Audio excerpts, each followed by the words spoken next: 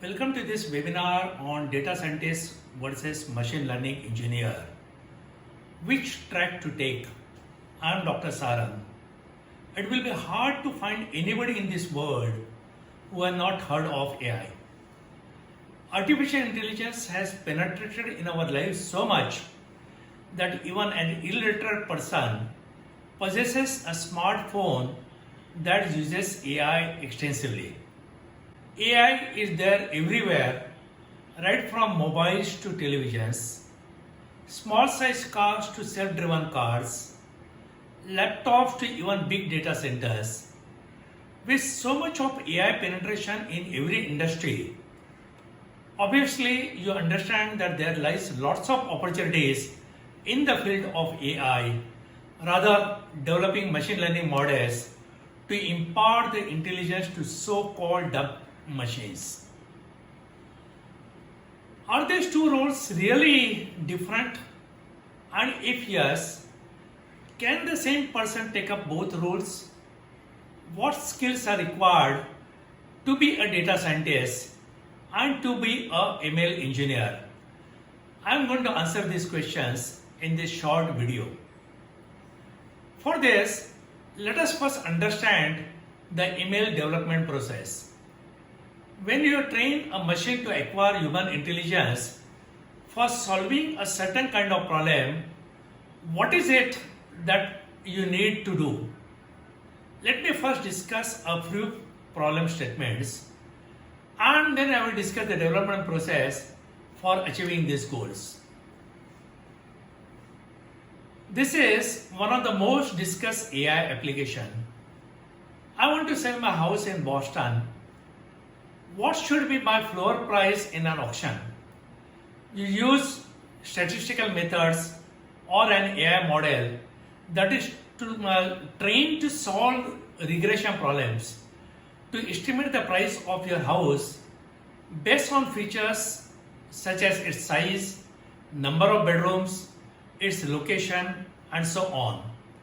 This is model developed on some numerical data and uses algorithms based on statistical modeling. If there are any fields which are text-based, you encode them into a numerical format for the machine to understand their values. This is another area where most of us want to use AI so that we can make quick money, and then there is no need for us to become a data scientist. Isn't it right? The stock price prediction is purely based on the numerical data. Several technical indicators are available for analyzing the trend. You can develop an ML model that signals you buy, sell, hold for stocks using the values computed by these indicators. These are just the two examples that I have sought here. There are numerous AI applications that you are aware of. What I want to point out here is that these two examples, and there are many more which work on numerical data. Such data is typically available to us in databases or Excel spreadsheets and even in NoSQL databases. So now let us try to understand the role of a data scientist and a ML developer engineer in the context of developing ML model based on numeric data. Now let me give you the entire workflow for the development of machine learning model. As you see here, the development starts with picking up a data set stored in a traditional database. You pre-process the data in the next step. Why pre-process the data? Because mostly the data that comes to us is never clean. If you talk about the stock data, it is 100% clean as it comes directly from an exchange and is extracted from their trade data. Even though there may be a few unwanted fields that make no sense for your ML algorithm. So these two require some pre-processing. Now if you talk about the data that is collected on the field, it will have lots of missing values, so-called nulls, wrong data values, types, especially the one which is stored in spreadsheets, as the spreadsheets do not do any data validation during its entry. So you need to pre-process the data. The entire purpose of pre-processing is to create a clean data set for machine learning. So here comes the first role of a data scientist, and that is to pre-process the data. Now let us look at the pre-processing in more details. What are the different actions in pre-processing the data? The first step is to remove nulls, as the machine cannot learn properly if there are nulls in the data set. The second step would be to remove duplicates. It does not make sense in leaving duplicate values, as this too will affect the machine learning. Other pre-processing would involve scaling numerical columns to a common range, for example 0 through 1, and encoding categorical columns, etc. These steps are the basic necessities of data cleaning. What comes next is more important for a data scientist. A data scientist visualizes different columns in the database using some tools to understand it better. For example, he may try to understand the correlation between the columns, imbalance in data set, and so on. The next task is the features and target selection. There are tools available for features engineering. A data scientist may use these tools along with the knowledge of the problem domain to decide on the final list of features and the target. At this time, he will also take his judgment on the kind of model he needs to apply to meet the problem requirements. For example, he may decide between regression and classification, between binary and multi-class, etc. The final task in data processing is splitting the data into training, validation, and testing. At this point, the data sets are ready for model development. Now let us try to summarize the tasks of data scientists so far. We can summarize the process so far into these 4 tasks. To understand the data scientist may use spreadsheets and the database tables. It is very important that the data scientist must possess the domain knowledge to understand the data. If the data scientist knows Python, he may use pandas for the data analysis and creating final data sets for model training. Next, let us try to understand what skills are required to a data scientist. Most obviously, the data scientist should be able to use Excel and databases efficiently to examine the available data. He should be able to use tools like built-in charts in Excel or Python-based libraries like Seaborn to visualize the data. Most importantly, the data scientist must understand the domain. Without this knowledge, the features engineering would be almost impossible. Now, here comes another important skill the data scientist must possess: algorithm selection. This is the most challenging task, selecting the appropriate algorithm for model training. A huge number of algorithms have been developed by statisticians and mathematicians.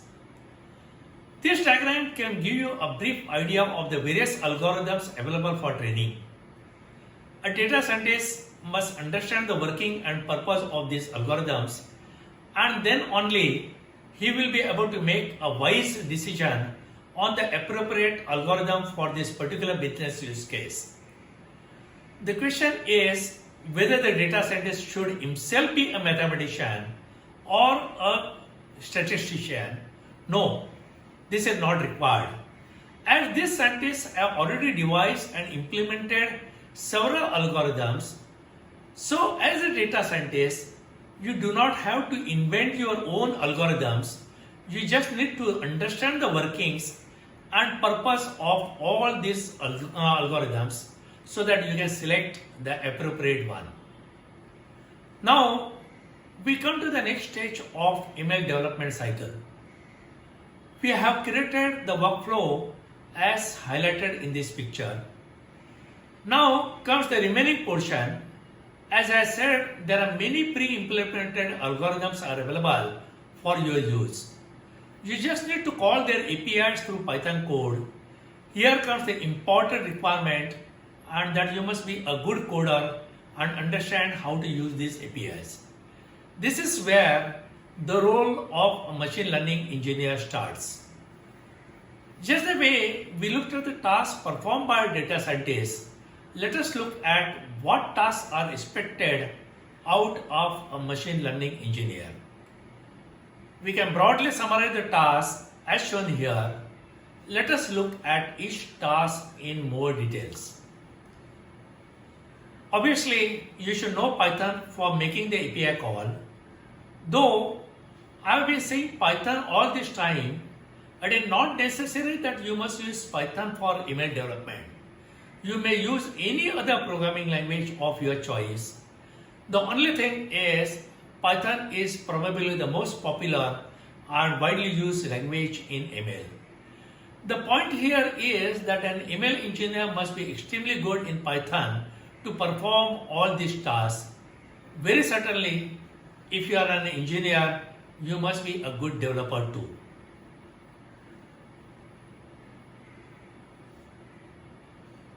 Every algorithm has several input parameters.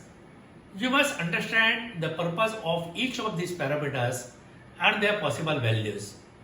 That is where you need the knowledge of statistics. In short, the engineer must understand the working of an algorithm to select the appropriate set of parameters and their values. Our next task is evaluating the training accuracy. For this, the various metrics are available. As an ML engineer, you should understand all these metrics and be able to interpret the results. If the model accuracy does not meet your business requirements, you should try another set of parameters. After you are done with the parameter selection, you will fine-tune those hyperparameters. There are tools available for fine-tuning the parameters. One such good tool is Optina, which does a very good job of fine-tuning the values of the selected parameters. Our last task is the model's inference. If you are not happy with these predictions on the unseen data, you will have to iterate through the entire process, maybe even to select another set of features and retrain the model. You obviously need programming skills for all these tasks. Now let us try to summarize the skills expected out of an ML engineer. The expected skills of an ML engineer can be summarized as shown here. Let us look at each one individually. The first skill is that you must be an extremely good programmer. Now a data scientist may not be a good programmer, but he may collaborate with an ML engineer for model development. The next skill is having a thorough understanding of selected algorithm. We had seen earlier that this is the forte of a data scientist who knows statistics probably better than an engineer. The last skill that I have listed here is that the ML engineer must understand different evaluation metrics. He will present the results of the evaluations to a data scientist for his views or assessments. Are we now done in defining the roles of a data scientist and a ML engineer? Not really. The entire machine development cycle that we have seen so far pertains to what is now termed as good old-fashioned AI. This is where all the machine learning started with all statistical based techniques. The AI nowadays has advanced quite a lot. You now have neural networks and deep learning networks. These functions on similar lines to our human brain work and are capable of learning on their own. So your age-old traditional AI development process that we discussed so far now vanishes in air with this new development. Now, for this kind of AI development, what do you need to know? I have broadly summarized the required skills. The skills that we are talking about now lie in the forte of an ML engineer and maybe beyond the abilities of the traditional data scientist, just having a deep knowledge of mathematics and statistics. In the first place, the engineer has to have a good concept of artificial neural networks. Secondly, he or she should be able to understand the various network designs that are already available for our purpose. Lots of time and efforts have been spent in coming up with the different architectures. Each one has its own special application. So as an engineer, you should be able to select the appropriate network topology to use your business case. Though there are many predefined architectures available for specialized purposes, generally we design our own network using the various kinds of predefined layers. As an engineer, you should understand what are those different layer types and what is the purpose of each. While designing your own network, you must decide on the number of layers, the types of each layer, and the number of nodes in each layer. This is certainly the job of an engineer and not of a data scientist or a statistician. While designing the network, you must define the loss functions for network optimization. An artificial neural network is trained over several iterations, also called epoch, and in each iteration, we optimize the network parameters or the function by reducing losses. As an engineer, you must learn the variable available loss and optimization functions, and in such situations, define your own. Lastly, the engineer has to decide the activation function to be used at the output of each layer for firing the neuron. There are different activation functions for different needs. After discussing these new innovations in AI model development, I will now move on to what is new in data.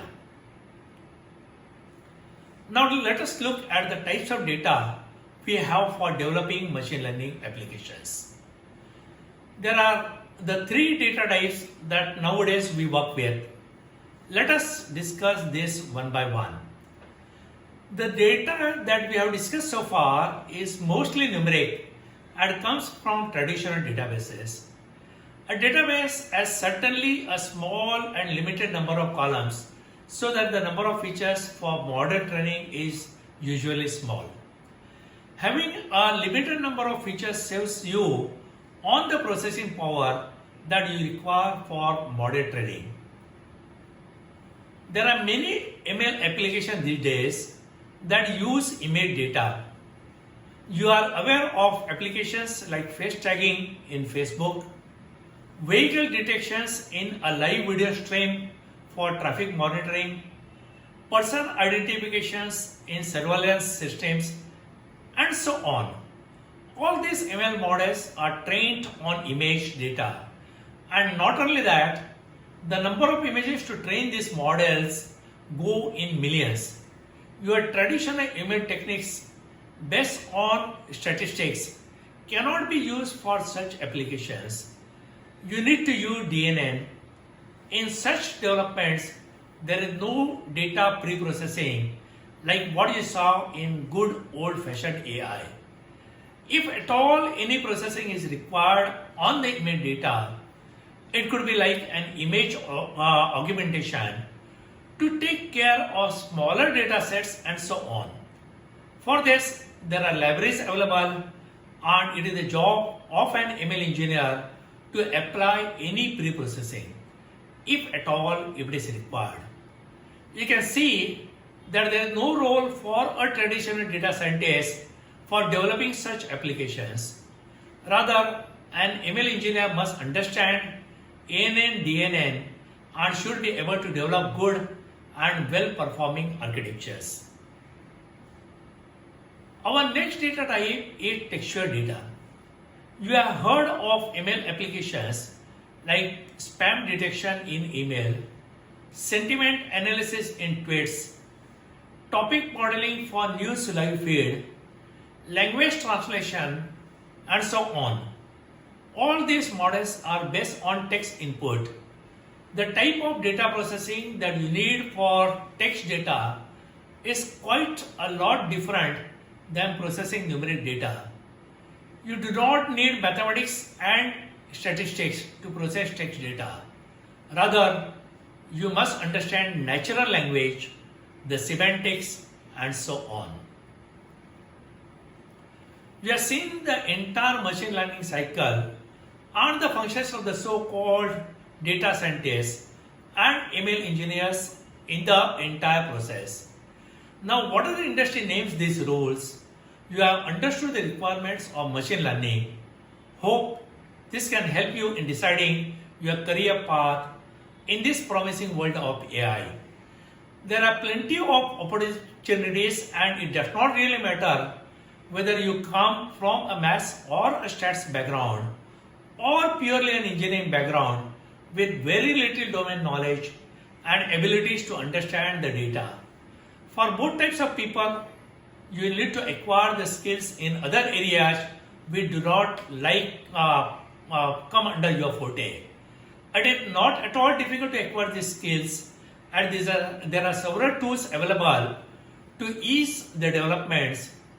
Very rarely you will be designing your own algorithms that will require high amount of mathematics. Good luck in your learning.